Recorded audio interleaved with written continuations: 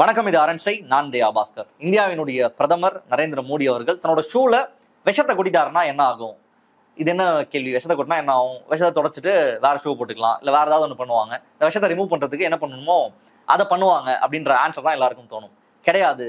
பிரதமர் நரேந்திர மோடி ஷூல விஷத்தை கொட்டிட்டாருன்னா இந்தியாவில் இருக்கக்கூடிய முன்னணி பத்திரிகையாளர்கள் அடுத்த நாள் உயிரோடு இருக்க மாட்டாங்க அப்படிங்கிற ஸ்டேட்மெண்ட்டை ஜேஎன்யூடைய முன்னாள் மாணவர் தலைவர் கன்னியாகுமார் தெரிவிச்சிருப்பாரு. இந்த ஸ்டேட்மெண்ட் எல்லாருக்கும் புரிஞ்சிருக்கும்னு நினைக்கிறேன். ஏன்னா பிரதமர் நரேந்திர மோடியினுடைய காலுக்கீழ தான் இன்னைக்கு ஊடகங்கள் இருக்கு, முன்னணி பத்திரிகையாளர்கள் இருக்காங்க, நேஷனல் ஜேர்னலிஸ்ட், பெரிய ஜேர்னலிஸ்ட் சொல்லக்கூடிய எல்லா நபர்களும் இருக்காங்கன்றதை கன்னியாகுமார் சொல்லாமல் தெரிவிச்சிருப்பாரு. அந்த கருத்து 100% எவ்வளவு உண்மையானது அப்படின்றத சமீபத்துல வந்த ஒரு செய்தி நமக்கு உணர்த்துது. அந்த செய்தி என்ன? அந்த செய்தியை நம்ம என்னவா பாக்குறோம் அப்படின்னு அந்த வீடியோல நம்ம பார்க்க போறோம். கர்நாடகா மாநிலத்துல பாஜகவினுடைய சட்டமன்ற உறுப்பினர் பசனகவுடா பட்டீல் யத்னால் அப்படிங்கிற ஒரு சட்டமன்ற உறுப்பினர், இவர் வந்து ஒரு அலிகேஷன் வைக்கிறாரு. யார் மேல அப்படின்னா, பாஜகவினுடைய ரொம்ப ஸ்ட்ராங்கஸ்ட் தலைவர் கர்நாடகால, இவர் இல்லைன்னா பாஜக இவ்வளவு தூரம் வளர்ந்திருக்காது அப்படின்னு சொல்லக்கூடிய அளவுக்கு ஒரு முக்கியமான மனிதராக இருக்கக்கூடிய எடியூரப்பா மீது ஒரு அலிகேஷன் வைக்கிறார். 40,000 கோடி ஊழலை எடியூரப்பா செஞ்சிருக்கிறாருன்னு பாஜகவினுடைய ஒரு சட்டமன்ற உறுப்பினரே ஒரு முக்கியமான அலிகேஷனை முன் வச்சிருக்காரு. எதனால இந்த அலிகேஷன் வச்சிருக்காரு அப்படின்னா, கொரோனா காலகட்டத்துல 40,000 கோடி ரூபாய் அளவுக்கு எடியூரப்பா ஊழல் செஞ்சிருக்காரு. குறிப்பா மாஸ்க் வந்து ஒரு 45 ரூபாய் மதிப்புள்ள மாஸ்க 485 ரூபாய் கொடுத்து ப்ரொக்யூர் பண்ணதா இருக்கட்டும். கொரோனா காலகட்டத்துல பெட் கிடைக்காம, ஹாஸ்பிட்டல் கிடைக்காம பலரும் கஷ்டப்பட்டு இருப்பாங்க. அப்போ பெட்ஸை வந்து ரெண்டலுக்கு எடுத்திருக்காரு, வாடகைக்கு பேஷன்ஸ்க்கான பெட் எடுத்திருக்காரு. 10,000க்கும் மேற்பட்ட பெட்ஸை வந்து ரெண்டலுக்கு எடுத்திருக்காங்க. அதுல முறைகேடு. அதெல்லாம் வந்து அந்த ரெண்டலுக்கு செலவு பண்ண காசை, வாடகைக்கு கொடுத்த காசை அரசு வந்து அந்த மாதிரி double the time, triple the time நிஜமாவே கட்டியே கொடுத்துருக்கலாம், பெட்ஸே வாங்கியிருக்கலாம். அவ்வளவு காசை வந்து ரெண்ட்ன்ற பேர்ல கொடுத்தாரு. இப்படி தொடர்ச்சியாக கொரோனாவை பயன்படுத்தி ஒரு மிகப்பெரிய ஊழலை எடியூரப்பா செஞ்சிருக்காருன்ற குற்றச்சாட்டை பசனகவுடா பட்டீல் யத்னால் அவர் முன் வச்சிருக்காரு. இந்த குற்றச்சாட்டு கர்நாடக அரசியல் சூழல்ல ஒரு மிகப்பெரிய பரபரப்பை ஏற்படுத்தியிருக்கு.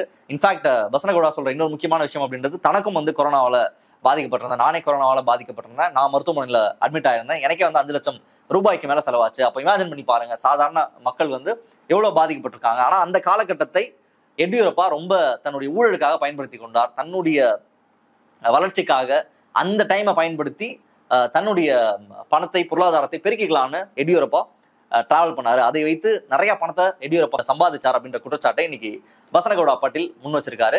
இந்த குற்றச்சாட்டு வந்து லேசானதா? ஒருத்தர் வந்து இப்போ ஒரு குற்றச்சாட்டு வைக்கிறாரு, மியர் ஒரு அலிகேஷன் வச்சு நம்ம அந்த ஊழல் நடந்திருக்கு, இந்த பிரச்சனை நடந்திருக்குன்றது நம்ம அந்த கன்க்ளூஷனுக்கு வந்துடலாமான்னு கேட்டீங்கன்னா அப்படிலாம் பண்ண முடியாது. ஆனா அதை சப்போர்ட் பண்றதுக்காக இன்னும் பல்வேறு கேசஸ் இருக்கு. இன்னைக்கு வந்து பசனகவுடா பட்டீல் சொன்ன இந்த குற்றச்சாட்டை முழுமையாக கர்நாடகாவுடைய முதல்வராக இருக்கக்கூடிய சித்தராமையா தெரிவிச்சிருக்காரு. அவர் என்ன குறிப்பிட்டிருக்காருன்னா, பசனகவுடா பட்டீல் நாங்க வந்து ஒரு கமிஷன் ஆரம்பிச்சிருக்கோம், ஜஸ்டிஸ் நாகமோகன் தலைமையில ஒரு ஆணையம் அமைக்கப்பட்டிருக்கு இந்த கொரோனா சமயத்துல நடந்த ஊழல் தொடர்பாக.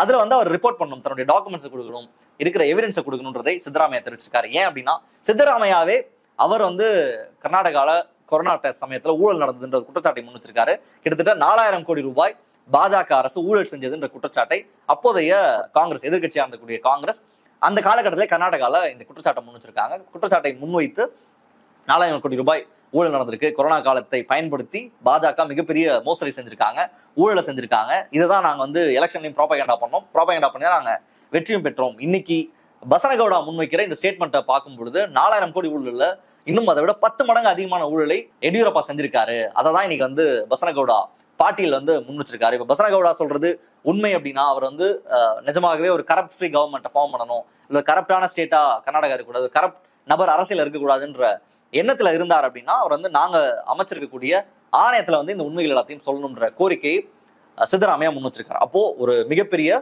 ஒரு ஊழல் கேஸ் வந்து வெளியே வந்திருக்கு, ஒரு ஊழல் குற்றச்சாட்டு வந்து வெளியே வந்திருக்கு.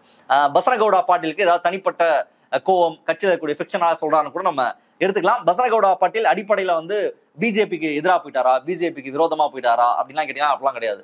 கர்நாடகால பாஜகவினுடைய இந்த தேர்தல் மாடல், இல்ல அங்க இருக்கக்கூடிய அங்க கலாச்சாரம் எப்படி இருக்கு, கர்நாடகால பாஜகவை சேர்ந்தவர்கள் எப்படி பேசுவாங்க, அவங்க ஸ்லாங் என்னவா இருக்கு. ஏன்னா நம்ம கடந்த காலத்துல கர்நாடகா எப்படி இருந்ததுன்னு நம்ம பார்த்தோம். குறிப்பாக ஹிஜாப் தடை, அங்க இருக்க மாட்டிறைச்சிக்கு தடை, இஸ்லாமியர்கள் வந்து இந்துக்களினுடைய கோவில் விழாக்கள்ல, திருவிழாக்கள்ல வந்து கடை போடக்கூடாது, இப்படி பல்வேறு எண்ணற்ற பிரச்சனைகள் அந்த மாநிலத்துல, குறிப்பாக சவுத்துல ஒரு டெஸ்டிங் கிரவுண்டா கர்நாடகாவை பயன்படுத்திட்டு இருந்தாங்க அப்படின்றது நம்ம எல்லாருக்குமே தெரியும். வடக்குல பாஜக செய்யக்கூடிய எல்லா திட்டங்களையும் ஒரு சோதனை ஓட்டமாக, ஒரு ட்ரையல் ரன்னா எங்க பார்த்தாங்க அப்படின்னா, அவங்க ஆட்சியில் இருக்கக்கூடிய கர்நாடகால இம்ப்ளிமெண்ட் பண்ணி பார்த்தாங்க. அதற்கான பதிலடி தான் நடந்த சட்டமன்ற தேர்தலில் கிடைச்சது. கர்நாடகால காங்கிரஸ் கவர்மெண்ட் வந்து ஆட்சியில் இருக்காங்க. அப்போ இந்த எல்லா கருத்துக்கும் சொந்தக்காரர் தான் பசனகவுடா. இஸ்லாமியர்களுக்கு விரோதமாக பேசுறது, இஸ்லாமியர்கள் வந்து திப்பு சுல்தானினுடைய வழித்தோன்றல்கள், நாங்க வந்து சிவாஜி மகாராஜனுடைய வழித்தோன்றல்கள், அவ்வளவு பேர் இருந்து கூட நான் இருந்த பிஜப்பூரா தொகுதியில நான் வெற்றி பெற்றது வந்து ஒரு மிகப்பெரிய வெற்றி. இனிமே வந்து இங்க சிவாஜி மகாராஜனுடைய வழித்தோன்றல் மட்டும்தான் இங்க இருப்பாங்க. அப்படி பாஜக என்ன ரெட்டாரிக் எடுக்குமோ, பாஜக என்ன மொழியில பேசுமோ, இஸ்லாமியர்களுக்கு எதிராக, சிறுபான்மையினர்களுக்கு எதிராக என்ன கருத்தெல்லாம் முன்வைக்குமோ அந்த எல்லா கருத்தையும் ஸ்டான்ச்சா பேசக்கூடிய நபர் தான் பசனகவுடா பாட்டீல். அப்போ இவர் ஐடியாலஜிக்கலா பாஜக இருந்து வெளியே வரல, ஐடியாலஜிக்கலா இவருக்கு எந்த பிரச்சனையும் இல்லை. இவருக்கு இன்கேஸ் எடியூரப்பா கூட பிரச்சனை இருக்கலாம். பட் இவர் வைக்கிற குற்றச்சாட்டுன்றது நம்ம லேஸ்ல வந்து கடந்து போயிட முடியாது. ஏன்னா அதுக்கான ஒரு பேக்ரவுண்டும் இருக்கு. ஏற்கனவே காங்கிரஸே இந்த குற்றச்சாட்டை முன் வச்சிருக்காங்க.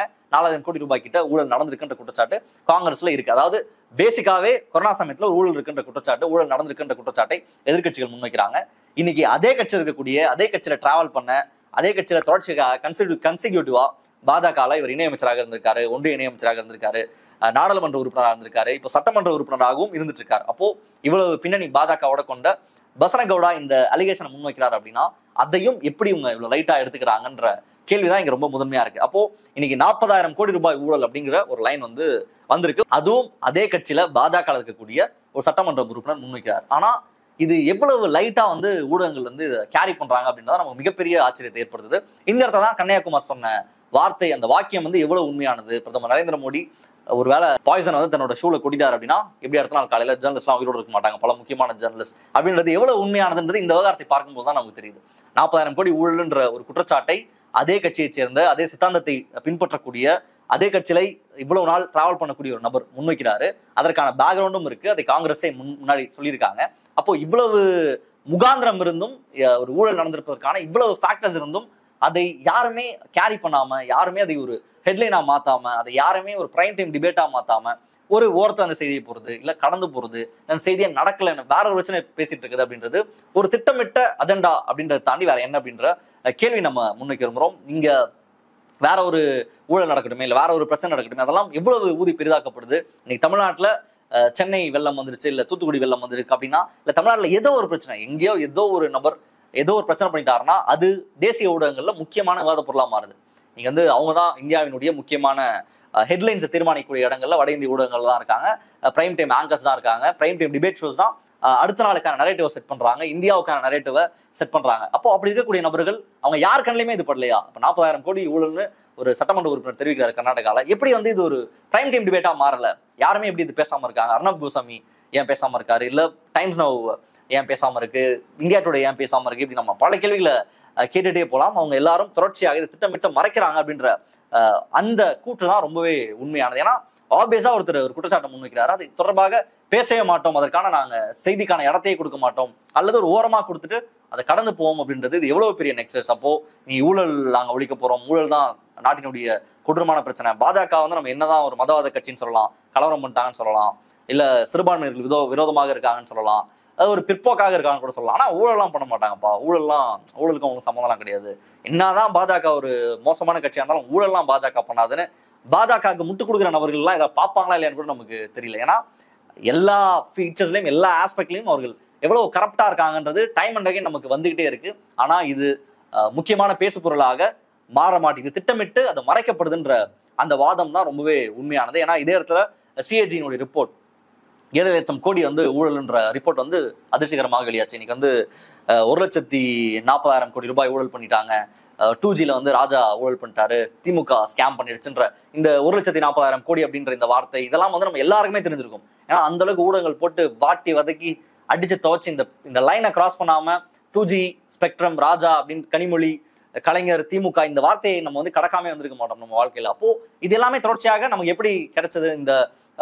இந்த ஐடியாஸ் தான் நமக்குள்ள எப்படி இருந்ததுன்னா தொடர்ச்சியாக ஊடகங்கள் நமக்கு சொல்லிக் கொடுக்குற விஷயம், நம்ம பார்க்குற விஷயம், பேப்பர்ல பார்க்குற விஷயம், மேகசின்ஸ்ல பார்க்குற விஷயம், தொடர்ச்சியாக டெலிவிஷன்ஸ்ல பார்க்குற விஷயம், சமூக வலைதளங்கள்ல பார்க்குற விஷயம். அப்போ இவ்வளவு விஷயத்தை நம்ம தொடர்ச்சியாக ஃபீட் பண்ணக்கூடிய ஊடகங்கள் எப்படி திட்டமிட்டு பாஜக செய்யறதையும் நமக்கு சொல்ல மாட்டாங்க.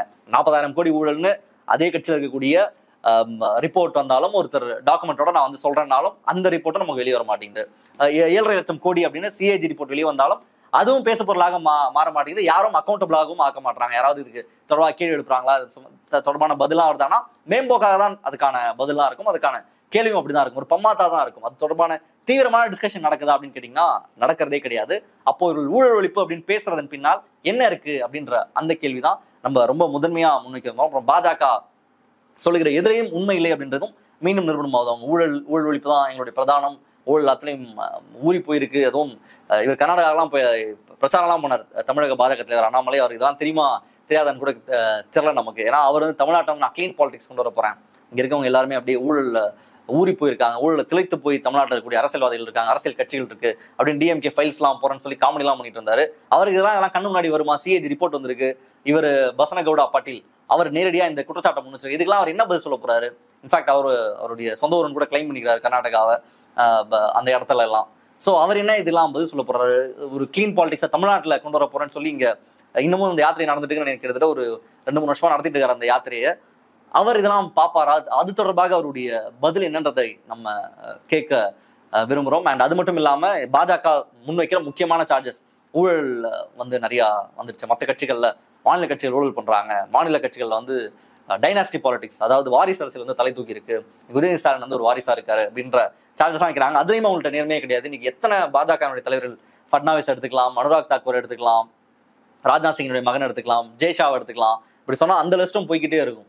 அப்போ எல்லாமே அவர்களும் செஞ்சுட்டு இன்னைக்கு அவர்கள் ஏதோ யோகியவான்கள் மாதிரியும், அவர்கள் தான் இந்த பூமியை ரட்சிக்க வந்த தேவ தூதர்கள் மாதிரியும், மற்றவர்கள் எல்லாரும் அப்படியே அயோக்கியர்கள், மற்ற எல்லா கட்சிகளும் அயோக்கியம், எல்லாரும் மோசமானவங்க, தேசத்துக்கு விரோதமானவங்கன்றத அந்த நரேட்டிவ் தான் தொடர்ச்சியாக கட்டமைச்சிட்டே இருக்காங்க. ரொம்ப சிம்பிளா சொல்லணும்னா இன்னைக்கு 4000 கோடி தமிழ்நாடு கவர்மெண்ட் வந்து என்ன பண்ணிருக்காங்க?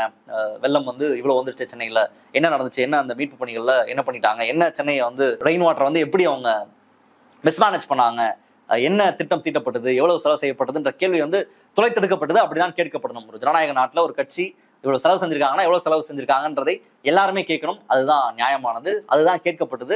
அதுக்கான பதிலையும் அமைச்சர்கள் வந்து கொடுத்தாங்க. எவ்வளவு செலவு பண்ணிருக்கோம், என்ன நடந்திருக்குன்றதை சொன்னாங்க. ஆனா இன்னைக்கு 40,000 கோடி ஊழல்னு வருது, 7 லட்சம் கோடி ஊழல்னு வருது. ஆனா இது எதையுமே நம்ம கேட்காம, இல்ல கேட்க விடாம, இல்ல கேட்க கூடாதுன்னு ஒரு கும்பல் தொடர்ச்சியாக வேலை செஞ்சுட்டே இருக்கு. அவர்கள் தான் நாங்க வந்து ஊழல் ஒழிக்க போறோம், ஊழல் தான் இங்க இருக்கக்கூடிய முக்கியமான பிரச்சனை பேசக்கூடிய நபர்கள். ஆனா அந்த கிரைட்டீரியான்றது ஒரு குறிப்பிட்ட கட்சிகளுக்கு மட்டும்தான். பாஜகவுக்கு அதுல இருந்து விதிகளுக்கு கொடுக்கக்கூடிய நபர்களாக தான் இவங்க இருக்காங்க. இவங்க வந்து இவங்களை ஊடக மூத்த பத்திரிகையாளர்கள் சொல்லலாம், புரோக்கர்கள்னு சொல்லலாம். இல்ல கன்னியாகுமார் சொல்ற மாதிரி பிரதமருடைய ஷூல அப்படியே அங்கேயே படுத்து, அங்கேயே கூல கும்பிடு போட்டு, அங்கேயே குனிஞ்சு வாழ்ந்துட்டு கூடிய நபர்களும் நம்ம சொல்லலாம்.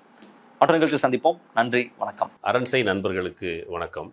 அரண்சை ஊடகம் சுயேட்சையாக இயங்குவதற்காகவே உருவாக்கப்பட்டது. நாம் செய்கிற வேலை உண்மையிலேயே மக்களுக்காக செய்கிறோம் என்பதை நீங்கள் நம்பினால், வாய்ப்பு இருந்தால் இந்த ரேசர் பே QR கோடுக்குள்ளே நீங்கள் வந்து அதை ஸ்கேன் பண்ணி எங்களுக்கு உங்களால் இயன்றதை, விருப்பம் இருந்தால் ஆதரவு தெரிவிக்கலாம்.